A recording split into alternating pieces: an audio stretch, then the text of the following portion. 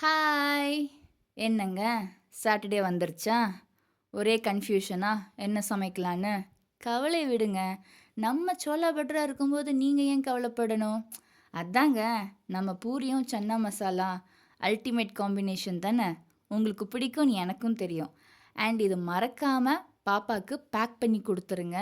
And ஒரே ஒரு விஷயம் நான் சொல்றத மட்டும் ஃபாலோ பண்ணிக்கோங்க. இது 2ம் பேக் பண்ணும்போது 2 சீக்ரெட் இன்கிரீடியன்ட்டும் ஆட் பண்ணிடுங்க. என்னன்னா, கொஞ்சூண்டு வெங்காயம் அண்ட் கொஞ்சம் எலுமிச்சம்பழம் அவ்வளோதான். அண்ட் நான் சொல்ற மாதிரி பாப்பாக்கு எப்படி சாப்பிடணும்னு சொல்லிக் குடுத்துருங்க. ஒரு டிஃபன் பாக்ஸில் கொஞ்சம் பூரி அண்ட் அது மேலே கொஞ்சம் கிரேவி. அந்த கிரேவி மேலே இந்த ஆனியன் இருக்கு இல்லையா? அந்த ஆனியன் எல்லாம் மேலே அப்படியே தூவி விட்டு, அதில் கொஞ்சம் எலுமிச்சம்பழத்த புழிஞ்சுக்க சொல்லுங்க. அண்ட் ஒரு பெரிய பீஸ் பூரி எடுக்கணும். அண்ட் நல்லா டிப் பண்ணணும். அந்த கிரேவி, அந்த வெங்காயம், அந்த லெமன் இதெல்லாம் சேர்த்து வச்சு ஒரு பெரிய ஒரு எடுத்து வாயில போட சொல்லுங்க. டேஸ்ட்டு சும்மா அல்டிமேட்டாக இருக்கும்.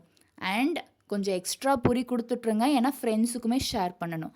அப்போ தான் உங்களுக்கு பாராட்டு மழை டபுளாக குவியும். ஸோ ஈவினிங் ரெடியாக இருங்க ரிவ்யூவு கேட்குறதுக்கு. ஓகே. அண்ட் இந்த மாதிரி நீங்கள் ட்ரை பண்ணதில்லைன்னா வீட்டில் நீங்கள் ட்ரை பண்ணுங்கள். அண்ட் பாப்பாக்கும் மறக்காமல் சொல்லிக் கொடுங்க. ஓகே. பாய். Take care.